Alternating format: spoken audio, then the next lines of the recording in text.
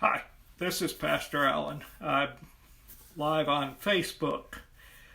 It's easier to do it live, but it also means that there might be mistakes. When I do a video, I can edit out the mistakes and make it look even better.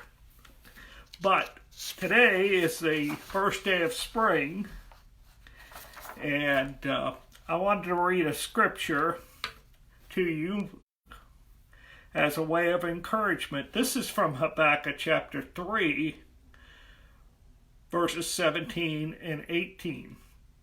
And it says, "Even though the fig trees have no blossoms, and there are no grapes on the vines, even though the olive crop fails, and the fields lie empty and barren, even though the flocks die in the field, and the cattle barns are empty, yet I will rejoice in the Lord. I will be joyful in the God of my salvation."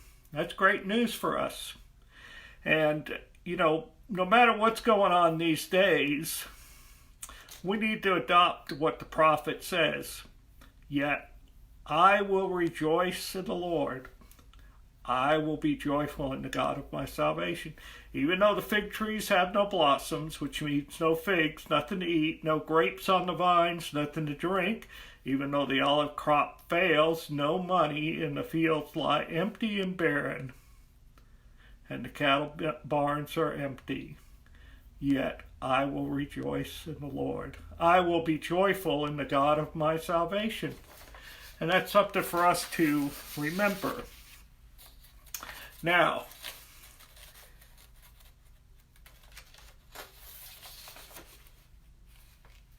we are probably going to be live this March again, this Sunday in March. We'll probably be live all of March because of the social distance requirements and because they're still trying to get a handle on the COVID-19 virus.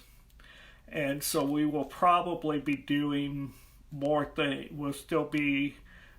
We'll not be having church in person. We will be doing the Facebook Live messages. But when we do a Facebook Live message, what I would like you to do is take and turn it into a watch party, because this joins you with other people watching the message so that you're not isolated. The church is a group of people coming together to worship God. And we can worship God in our homes and in our work or wherever we're at. But the main part of it is coming together to worship God. And so if you start a watch party while the message is live, then you can worship or gather or connect with other people so that you're not isolated.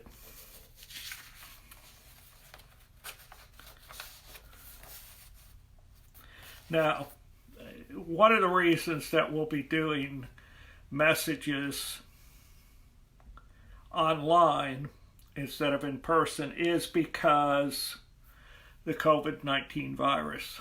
I mean, I would feel bad, I know you would feel bad if someone got sick because of us. And so we don't want to be the cause of spreading the virus. So we will be careful. And the best way for us to be careful is not to have everybody together in church. And I want to remind you, look for God's good out there. Good is still out there. People are helping people, and we are the church. We are the mightiest force for good that the world has ever known. And we can't and won't stop being the church. So pray, check on friends, check on neighbors, be willing to help those in need, and may the church be a shining light in a world of gloom and doubt, especially right now. I mean, people are discouraged, people are scared. But we as the church, we are light in a dark world. And by showing that light, we can and will make a difference. God is still in control. God is still moving in this world.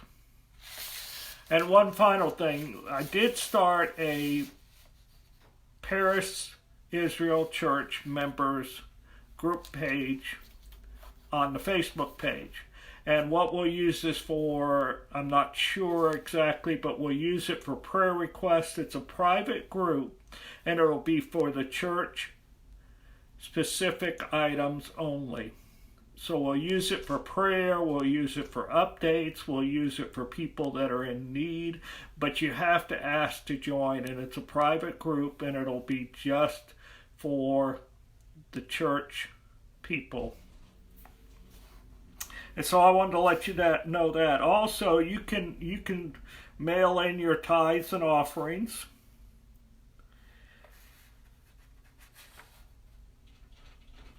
We have a lot to be thankful for. Also, Easter is coming up, April 12th, and the Easter egg hunt. And I don't know how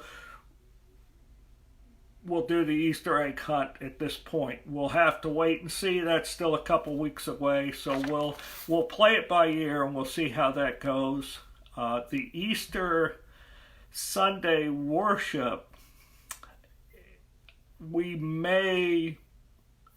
I'm thinking if the weather's nice, if it's not cold, if it's not snowing, if it's not raining, we may try to have it in the parking lot. Just set it up and do it in the parking lot, and we'll be able to spread the chairs out, and it'll be fresh air. Be less of a chance for anybody to catch the virus. And so that's my thinking, but we'll see. It's still a couple weeks away. But just remember the promise of Habakkuk. Habakkuk chapter 3, verses 18. Yet I will rejoice in the Lord. Yet we will rejoice in the Lord. And I will be joyful. We will be joyful in the God of my salvation. God is still in control. God's got a handle on this. We need faith, we need trust, and we need to pray for ourselves, for our church, for our country, and for our elected leaders. Because, as Romans promises, God works all things together, even strange things like this. And I was thinking, I'll probably mention this in my message Sunday, but my grandfather, not my great-grandfather, my grandfather came over from Ireland, and I'm sure he's familiar with the potato famine because his parents were familiar with that. But my grandfather saw the World War, the Great Depression. Well, all of my grandparents actually saw and experienced the Great Depression. They saw World War II, they saw the Korean War, they saw the Vietnam War, and surprisingly, they survived all of them. So, trust God. God will use this. I don't know how. We don't know how yet. But God will use this to glorify Himself. Our part in it is being faithful and praying. So have a great day. I hope I'll have some verses for you to look at and read tomorrow about the uncertainty in our world, because God addresses that in His Bible. There's very few things that God does not address in the Bible. And so, trust God, keep the faith, and we'll talk to you later.